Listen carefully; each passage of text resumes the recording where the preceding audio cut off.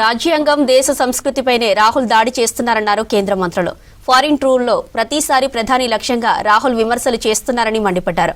వచ్చే 5 ఏళ్లలో అభివృద్ధికి బీహార్ కేర్ ఆఫ్ అవుతుందన్నారు బీజేపీ నేతలు. తమిళనాడులో డబుల్ ఇంజిన్ సర్కార్ ఖాయమన్నారు.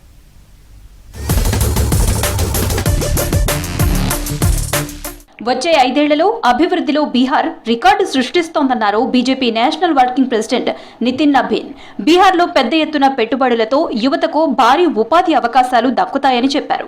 బీజేపీ సాధికారత బాధ్యతను చేపట్టిన తర్వాత నితిన్ నబీన్ తొలిసారిగా పాట్నాలో పర్యటించారు. నితిన్ నబీన్ కి బీహార్ బీజేపీ చీఫ్ సంజయ్ సారాగి, కేంద్ర హోంశాఖ సహాయ మంత్రి నిత్యానంద్ రాయ్ ఆధ్వర్యంలో గ్రాండ్ వెల్కమ్ పలికారు. పాట్నాలో భారీ రోడ్ షో నిర్వహించారు నితిన్ నబీన్.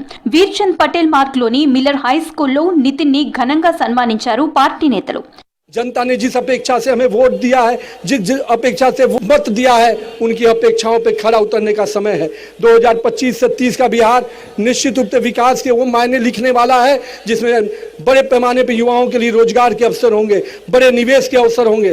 इसलिए बिहार को आगे बढ़ाने के लिए आप सब कार्यकर्ताओं को भी अभी भी मेहनत और परिश्रम करना होगा. ఎల్ఓపీ రాహుల్ గాంధీ కామెంట్స్ దేశాన్ని అవమానించేలా ఉన్నాయన్నారు కేంద్ర మంత్రి గిరిరాజ్ సింగ్. గతంలో ఏ ప్రతిపక్ష నేత విదేశాల్లో పర్యటిస్తున్నప్పుడు భారత్ కి వ్యతిరేకంగా మాట్లాడలేదన్నారు. ఫారెన్ టూర్ చేసినప్పుడల్లా ప్రధాని మోదీ లక్ష్యంగా రాహుల్ విమర్శలు చేస్తున్నారని విమర్శించారు గిరిరాజ్ సింగ్.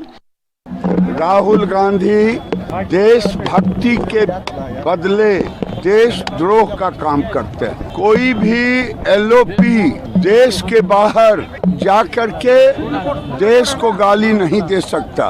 नरेंद्र मोदी जी को गाली देते देते राहुल गांधी अब देश के बाहर जाकर के देश को गाली देने लगे. రాహుల్ కామెంట్స్ భారత రాజ్యాంగం సంస్కృతిపై దాడి అని మండిపడ్డారు. పౌర విమానయాన శాఖ సహాయ మంత్రి మురళీధర్ మోహల్ విదేశీ పర్యటనలో ప్రతిసారి రాహుల్ గాంధీ కేంద్రానికి వ్యతిరేకంగా కామెంట్స్ చేయడం అలవాటైందన్నారు. राहुल गांधी जी से अलग कोई अपेक्षा हम कर ही नहीं सकते.